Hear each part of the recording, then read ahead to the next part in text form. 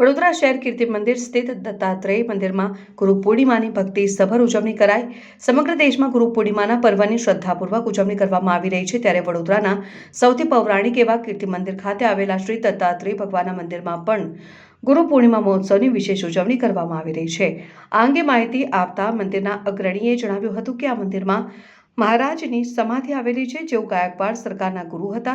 તેમના ગુરુસ્થાન તરીકે અહીં શ્રી દત્તાત્રેય ભગવાનની સ્થાપના કરવામાં આવી છે, જે વડોદરાનું અત્યંત પૌરાણિક અને મહત્વનું મંદિર છે।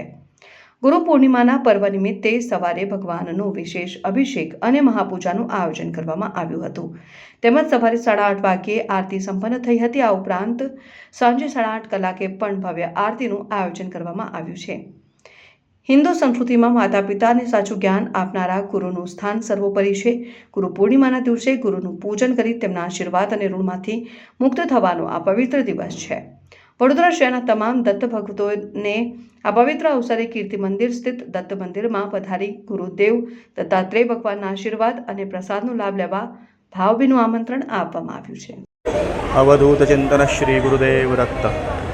આજે આષાઢ સુદ પૂનમ એટલે ગુરુ પૂનમ તરીકે ઉજવવામાં આવે છે અને દત્તાત્રેય ભગવાન કે જેમણે પોતે 24 ગુરુ કરેલા અને એમને દત્તાત્રેય ભગવાને જે 24 ગુરુ કરીને એમાં ઘણા બધા એટલે નાનામાં નાની વસ્તુ પણ એમને ગુરુ તરીકે બધાને આપણાને કંઈક ને કંઈક શીખવા મળે છે, તો એ આપણા ગુરુ જ કહેવાય। તો દત્તાત્રેય ભગવાને આવા 24 પ્રકારના ગુરુ કરેલા અને આ ગુરુનું ઋણ ચૂકવવાનું આજનો દિવસ ગુરુ પૂનમ કહેવાય।